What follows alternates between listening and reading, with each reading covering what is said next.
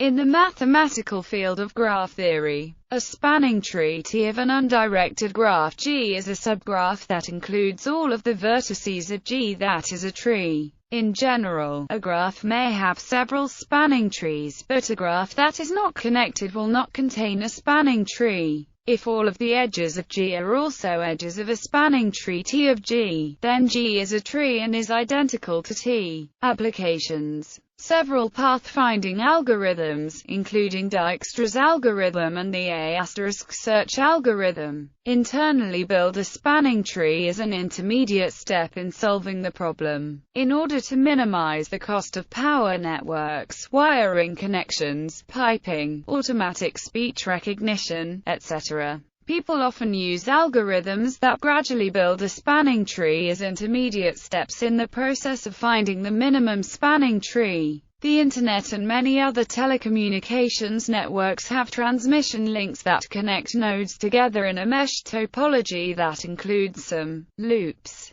In order to avoid bridge loops and routing loops, many routing protocols designed for such networks, including the spanning tree protocol, open shortest path first, link state routing protocol, augmented tree-based routing, etc., require each router to remember a spanning tree. Definitions. A tree is a connected undirected graph with no cycles. It is a spanning tree of a graph G if it spans G and is a subgraph of G. A spanning tree of a connected graph G can also be defined as a maximal set of edges of G that contains no cycle, or as a minimal set of edges that connect all vertices. Fundamental cycles. Adding just one edge to a spanning tree will create a cycle. Such a cycle is called a fundamental cycle. There is a distinct fundamental cycle for each edge, thus, there is a one-to-one correspondence between fundamental cycles and edges not in the spanning tree. For a connected graph with V vertices, any spanning tree will have V-1 edges, and thus, a graph of E edges and one of its spanning trees will have E-V+1 fundamental cycles. For any given spanning tree, the set of all E-V+1 fundamental cycles forms a cycle basis, a basis for the cycle space. Fundamental cutsets. Dual to the notion of a fundamental cycle is the notion of a fundamental cutset. By deleting just one edge of the spanning tree, the vertices are partitioned into two disjoint sets. The fundamental cutset is defined as the set of edges that must be removed from the graph G to accomplish the same partition. Thus, each spanning tree defines a set of E-1 fundamental cutsets, one for each edge of the spanning tree. The duality between fundamental cutsets and fundamental cycles is established by noting that cycle edges not in the spanning tree can only appear in the cutsets of the other edges in the cycle, and vice versa. Edges in a cutset can only appear in those cycles containing the edge corresponding to the cutset. This duality can also be expressed using the theory of matroids, according to which a spanning tree is a base of the graphic matroid. A fundamental cycle is the unique circuit within the set formed by adding one element to the base, and fundamental cutsets are defined in the same way from the dual matroid. Spanning forests. In graphs that are not connected, there can be no spanning tree, and one must consider spanning forests instead. Here there are two competing definitions. Some authors consider a spanning forest to be a maximal acyclic subgraph of the given graph, or equivalently a graph consisting of a spanning tree and each connected component of the graph. For other authors, a spanning forest is a forest that spans all of the vertices, meaning only that each vertex of the graph is a vertex in the forest. For this definition, even a connected graph may have a disconnected spanning forest, such as the forest in which each vertex forms a single vertex tree. To avoid confusion between these two definitions,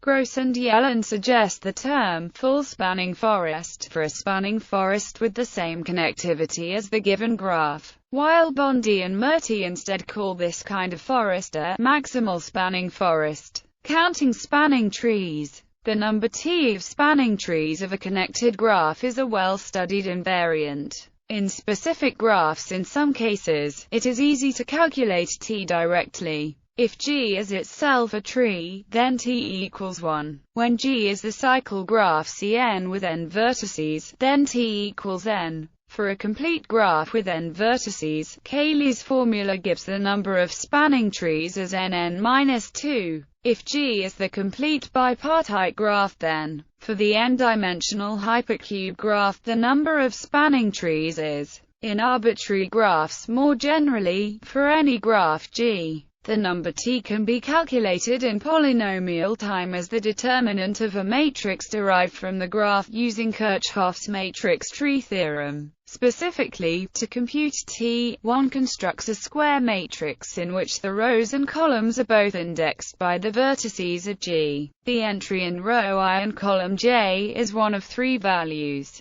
The degree of vertex I, if I equals j, minus 1, if vertices I and j are adjacent, or 0, if vertices I and j are different from each other, but not adjacent. The resulting matrix is singular, so its determinant is 0. However, deleting the row and column for an arbitrarily chosen vertex leads to a smaller matrix whose determinant is exactly T. Deletion contraction. If G is a graph or multigraph and E is an arbitrary edge of G, then the number T of spanning trees of G satisfies the deletion contraction recurrence T equals T plus T, where G minus E is the multigraph obtained by deleting E and G. E is the contraction of G by E. The term T in this formula counts the spanning trees of G that do not use edge E, and the term T counts the spanning trees of G that use E. In this formula, if the given graph G is a multigraph, or if a contraction causes two vertices to be connected to each other by multiple edges, then the redundant edges should not be removed, as that would lead to the wrong total. For instance, a bond graph connecting two vertices by k edges has k different spanning trees, each consisting of a single one of these edges. Tut polynomial. The Tut polynomial of a graph can be defined as a sum, over the spanning trees of the graph, of terms computed from the internal activity and external activity of the tree. Its value at the arguments is the number of spanning trees, or, in a disconnected graph, the number of maximal spanning forest. The Tut polynomial can also be computed using a deletion contraction recurrence, but its computational complexity is high. For many values of its arguments, computing it exactly is #p-complete, and it is also hard to approximate with a guaranteed approximation ratio. The point at which it can be evaluated using Kirchhoff's theorem is one of the few exceptions. Algorithms. Construction. A single spanning tree of a graph can be found in linear time by either depth-first search or breadth-first search. Both of these algorithms explore the given graph, starting from an arbitrary vertex V. By looping through the neighbors of the vertices they discover and adding each unexplored neighbor to a data structure to be explored later. They differ in whether this data structure is a stack or a queue. In either case, one can form a spanning tree by connecting each vertex, other than the root vertex V, to the vertex from which it was discovered. This tree is known as a depth-first search tree or a breadth-first search tree according to the graph exploration algorithm used to construct it. Depth-first search trees are a special case of a class of spanning trees called Tramo trees, named after the 19th century discoverer of depth-first search.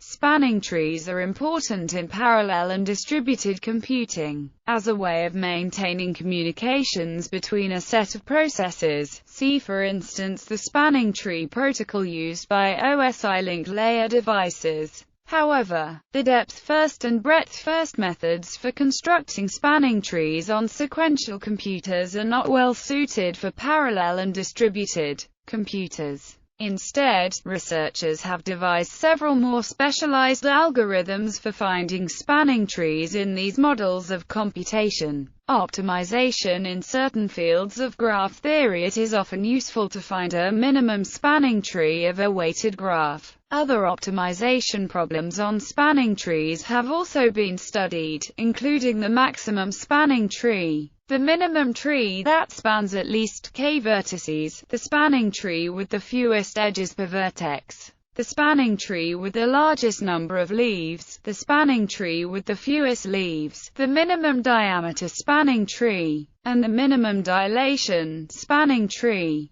Optimal spanning tree problems have also been studied for finite sets of points in a geometric space such as the Euclidean plane. For such an input, a spanning tree is again a tree that has as its vertices the given points. The quality of the tree is measured in the same way as in a graph, using the Euclidean distance between pairs of points as the weight for each edge. Thus, for instance, a Euclidean minimum spanning tree is the same as a graph minimum spanning tree in a complete graph with Euclidean edge weights. However, it is not necessary to construct this graph in order to solve the optimization problem. The Euclidean minimum spanning tree problem, for instance, can be solved more efficiently in O time by constructing the Delaunay triangulation and then applying a linear time planar graph minimum spanning tree algorithm to the resulting triangulation. Randomization: a spanning tree chosen randomly from among all the spanning trees with equal probability is called a uniform spanning tree. Wilson's algorithm can be used to generate uniform spanning trees in polynomial time by a process of taking a random walk on the given graph and erasing the cycles created by this walk. An alternative model for generating spanning trees randomly but not uniformly is the random minimal spanning tree. In this model, the edges of the graph are assigned random weights and then the minimum spanning tree of the weighted graph is constructed. Enumeration: because a graph may have exponentially many spanning trees, it is not possible to list them all in polynomial time. However, algorithms are known for listing all spanning trees in polynomial time per tree. In infinite graphs, every finite connected graph has a spanning tree. However, for infinite connected graphs, the existence of spanning trees is equivalent to the axiom of choice. An infinite graph is connected if each pair of its vertices forms the pair of endpoints of a finite path. As with finite graphs, a tree is a connected graph with no finite cycles, and a spanning tree can be defined either as a maximal acyclic set of edges or as a tree that contains every vertex. The trees within a graph may be partially ordered by their subgraph relation, and any infinite chain in this partial order has an upper bound. Zorn's lemma, one of many equivalent statements to the axiom of choice, requires that a partial order in which all chains are upper bounded have a maximal element in the partial order on the trees of the graph. This maximal element must be a spanning tree. Therefore, if Zorn's lemma is assumed, every infinite connected graph has a spanning tree. In the other direction, given a family of sets, it is possible to construct an infinite graph such that every spanning tree of the graph corresponds to a choice function of the family of sets. Therefore, if every infinite connected graph has a spanning tree, then the axiom of choice is true. In directed multigraphs, the idea of a spanning tree can be generalized to directed multigraphs. Given a vertex V on a directed multigraph G, an oriented spanning tree T rooted at V is an acyclic subgraph of G in which every vertex other than V has out degree 1. This definition is only satisfied when the branches of T point in toward V.